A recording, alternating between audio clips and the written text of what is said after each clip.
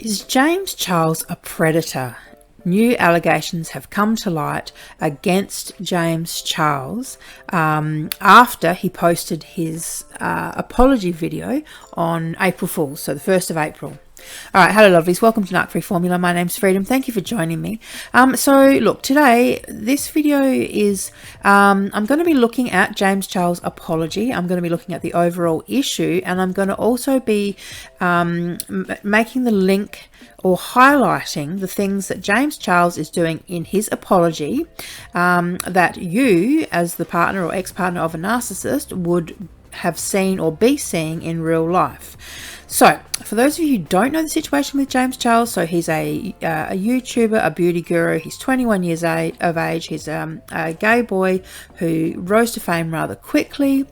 In 2019, so 2 years ago, there was a huge scandal that broke with another YouTuber, Teddy Westbrook, who James Charles, she was kind of his mentor. They were close, but they had a falling out, and she put a video up called Bye Sister. So James Charles' tagline is, "Oh, hi sisters," or his brand is Sister Brand. So the video was titled Bye Sister, and she accused James of predatory behaviour towards straight men. Anyhow, the internet went berserk. People were burning and destroying James Charles' palettes. He lost something like 1 million subscribers, in a short period of time. I mean, it was big. But then James did something quite interesting. So he brought out a video titled No More Lies, where he kind of fessed up to things, but he cried and said that he was a virgin, and and he said that he was awkward, and because he was young, I think people gave him, cut him a bit of slack. Plus also, there was no victims coming out of the woodwork, or there was no legal, so no one had been arrested, no charges being laid, anything like that. So he kind of got away with it. Anyhow, flash forward to 2021. So for the third time this year, there's been grooming accusations of James Charles sexting minors and soliciting minors. In fact, there has been 11 allegations, and six of which were minors. Now, I didn't know about that number when I watched the video. So I watched the video just out of interest, because I've been slightly following what's been going on. And like I said, I was like a lot of people. I had cut James Charles some slack because I assumed that he was getting the heat because he was a gay boy. And there's a lot of, entrenched homophobia within society.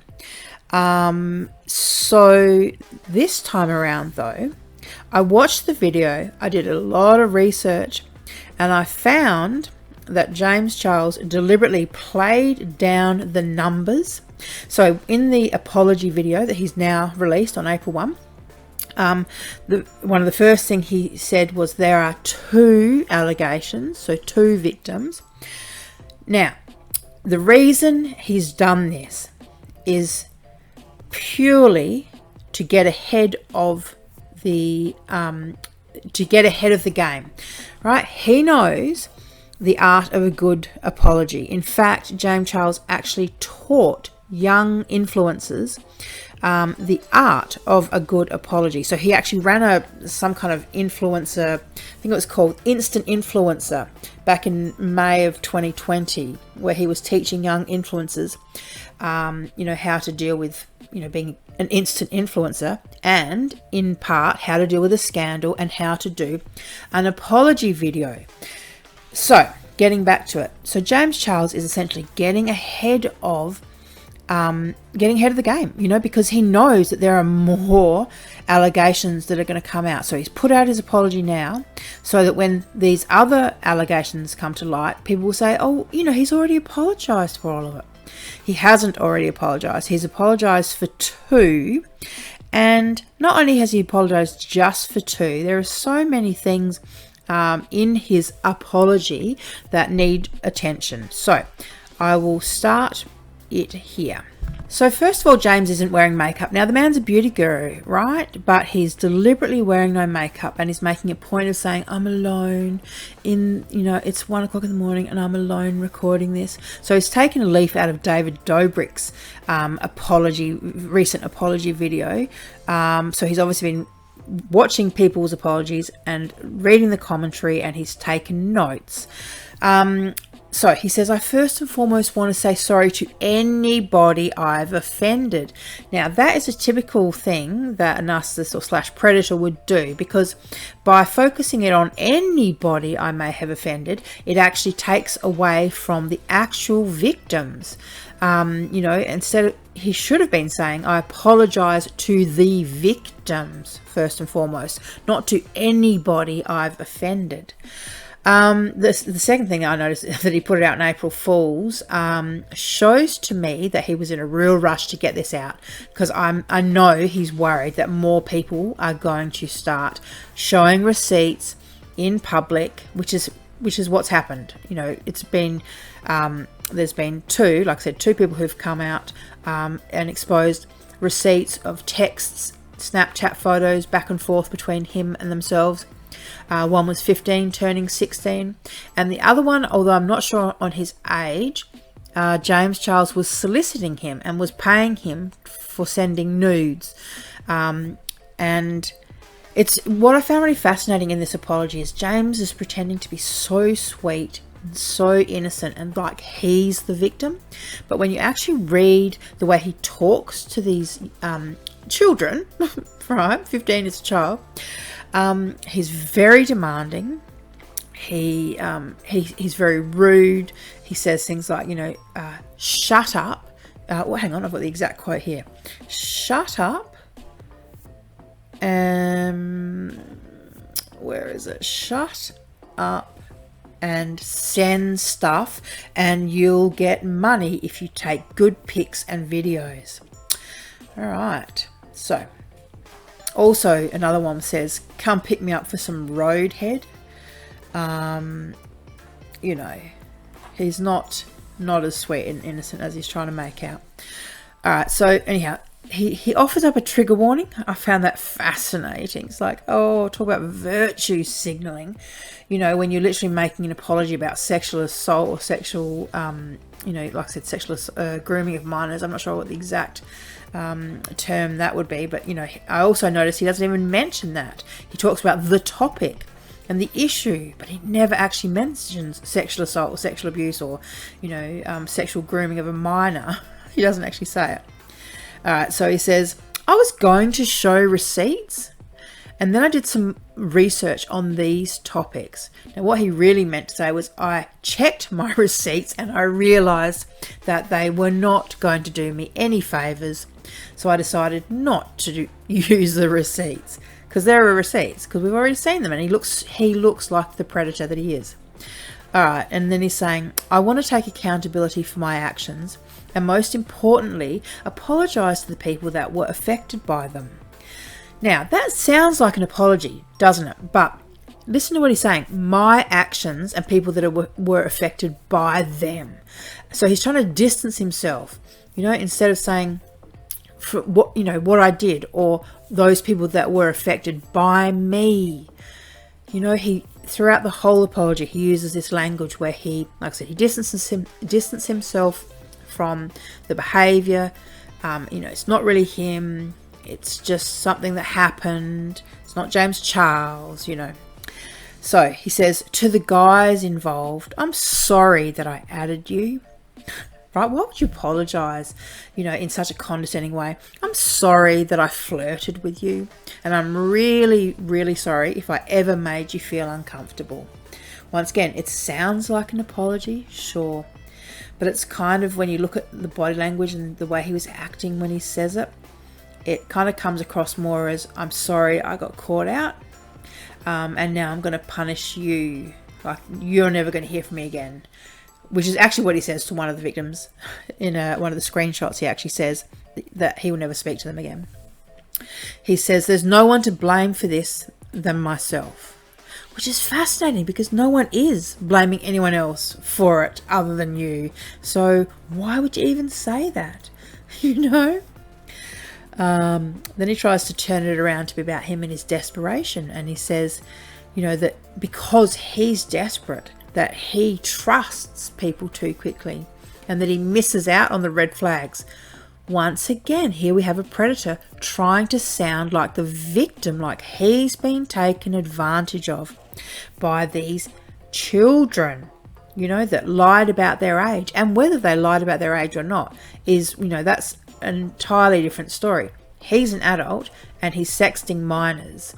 You know, it's his responsibility as the adult to either not date or sext or have anything to do with minors, or to check their ID properly, to actually know these people before he sexts them. All right, so he says, talking about serious topics such as this one. Once again, he doesn't actually refer to the topic. What is the topic? Pedophilia? Sexual abuse of a minor? What is the topic?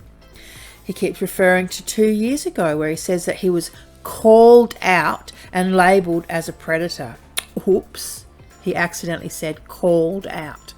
When you call out someone for their bad behaviour, you're calling out their bad behaviour. So he should have said where I was, if he was innocent, he would have said where I was unfoundedly accused of, or something like that. He wouldn't have said called out and labelled as a predator. And what else does he say? Oh, that he's made a vow to himself and to you guys that he will be way more careful moving forward. Once again, this kind of projection that you know, he's the victim, he's the one that, you know, he's just so desperate and he's such a famous YouTuber and these awful children have taken advantage of him. And he also says, my desire for a relationship never really went away. Now that, once again, is such a typical narcissist thing to do. Because everyone can identify with that. If you're single, everyone identifies with wanting to be in a relationship. And he knows that that's going to make him sound just like us. But the thing is, right, just because you're lonely or desperate doesn't mean that you can go around sexting minors. Okay? The two don't go hand in hand. So he's trying to convolute the whole issue and make it about, like I said, this, you know, this idea of that he's lonely, that he really wants a relationship. You know, that's why he's trying to get roadhead from teenagers. All right. He also says my lack of experience dating growing up, because apparently he was a virgin. And he honestly thought he had really, really bad luck. Yeah, the bad luck of getting caught, sure. He also makes a big song and dance about the fact that he's alone, he's recording this by himself. But what I notice is a few things. His hair starts to flop during the video, and then there's the next scene where it's cut. Like there's a cut in the video, and they've fixed his hair up and straightened him up. So, you know, if you were sincerely apologising about something, you know, I think the fact that you're fussing about your hair and you've got someone fixing up your hair just shows that you're just not genuine. You know, you're more concerned about the image that you're putting out. This is very much image control. And, you know, he's trying to prevent more damage to his career because he almost lost his career the first time around. And it was only through the fact that he moved onto a different platform. So he went from YouTube to TikTok, where he's amongst a whole lot of young'uns. But, you know, they're all just kind of a bit starstruck. You know, he's a famous YouTuber. So they accepted him, I suppose, into their groups and into their little communities. And, I mean, it's the perfect place. If you're sexually attracted to minors, it's the perfect place for him to be. You know, in the hype houses and hanging out with all the celeb TikTokers. All right, one sec. Okay, so he does actually reference the victims. So he says, and to the victims, I am so, so sorry. Now, I think that that's great that he's said that he's so, so sorry. And I hope that charges are laid against him because he has confessed to it, and you know this is a confession and an apology, but more than anything it's a confession. He does say his closing line of the video is, "I hope to never disappoint you again," and he's talking to the viewers, and I find that you know, really self-serving. Like he really only cares about his audience. So when it came to the victims, in actual fact, when he realized that they were underage, or allegedly when he realized, you know, he blocked them, right? So that's not showing the kind of care and concern and compassion he's showing his viewers. You know, with us, he's like, "Oh, I don't want to disappoint you, please forgive me." But to the actual victims, he publicly victim shamed them. He liked other people's videos.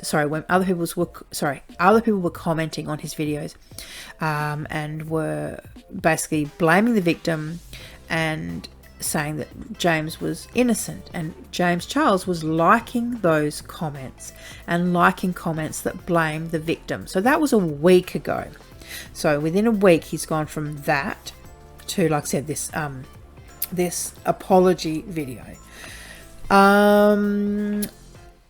So what I want to really remind everyone about here is actions always speak louder than words. So he's been liking those posts and comments, you know, on social media, you know, blaming the victims, claiming that he's innocent. But the reality is that he's not innocent. His apology doesn't make him innocent. His apology, like I said, was designed, it's solely and specifically a self-serving tool. It's to manipulate the masses, to con and manipulate the masses into believing that, you know, that he's innocent, that was just an accident. But when you read the text messages that he has sent these boys, you will see that when he has the power, he wields the power. It's a very different dynamic. You know, this James Charles that we're seeing here, this kind of pleading and soft-eyed and, you know, sweet, innocent boy, is very different to the, you know, shut up and send stuff and you'll get money if you take good pics and videos. It's interesting. Insider did an article March this year, 2021, March 2021, with James Charles as the cover photo. And the article was titled, "Relationships between influencers and their fans are inherently problematic, experts say." And I couldn't agree more. I think that, you know, that quite obviously James is using his status and celebrity and stardom, and he's using the apps. So like Snapchat and TikTok, he's using these as a way, you know, as a grooming tool and as a way to find his next victim, essentially. Despite, as I said, despite everything he's saying about, you know, wanting to be in a relationship, like he's just telling us what we want to hear. You know, the truth is a little bit more unpalatable. The truth is that James Charles has admitted on a show, what was the show? I've got it written down. Impulsive, in July of 2020. He says, I quote, "I am not attracted to older guys, which sucks. Like, I would date the absolute youngest, like 18 or 19. So there he was being honest. That's who he's attracted to, the absolute youngest. And I don't think anyone would ever confess to being attracted to minors. But the fact of the matter is that he has, like I said, 6 of the 11 allegations against him have come from minors. So actions speak louder than words. So when you're listening to an apology from a predator or a narcissist, just remember it's self-serving. They want to change your mind. They want to put their own spin on things. They want to answer the questions that you might be thinking, but they want to answer it for you so that you don't keep thinking about it. You know, and they want to put these little ideas into your head. Like he said, there's no one to blame but myself. So then you start thinking, oh, well, no, it takes two to tango and all those other cliches. But the reality is there is no one to blame but himself. He's an adult and he was sexting minors. There is no one to blame, James, but yourself. You need to go get some help because, you might be getting away with this now because of your age, right? Because we all do dumb things when we're younger. But being sexually attracted to minors is something that if you are going to go and have to seek help for, because it's a fine line between being sexually attracted to minors and then sexually abusing minors. There's a very, very fine line. All right, lovelies. I hope this makes you all think twice about James Charles' apology, but also, like I said, just to look at our, these narcissists and predators in our own lives. And once again, I'm not saying that James Charles is a narcissist. I am saying that he's a predator, but I'm not saying he's a narcissist because, I'm not a psychiatrist and I can't, even if I was, I couldn't diagnose him in the third party like that, and I wouldn't do it publicly anyhow. But yes, I do definitely think he's a predator. I mean, the evidence is there. The evidence is there. So the point that I was making is just to look at the tactics that they use when they are apologizing. Some people say, oh, you can never get a narcissist to apologize. Well, you can. You can, and it's always like this. It's always done because it's the best, in their mind, it's the best option. So James Charles knows that if he stays silent now, more and more victims are going to speak up, and then he will lose everything. So this is, like I said, this is in his mind, it's like cutting off or lancing the wound before it gets infected and destroys the whole body. It's exactly what he's trying to do with his two victims. Oh, these two people have come out. 2 is different to 6, is different to 11. And if he had actually come out and said, oh, 11, then we would say, oh, hang on, that's a pattern of behaviour. But to say 2, one time, yeah, might be something. 2, yeah, that probably is an issue. But if he actually had come out with the real number and said 11 allegations or accusations, or even if he'd said 6 minors, if he'd come out with that number, people would have said, okay, that's a problem. That's a pattern of behaviour. That's a problem. So, like I said, like the good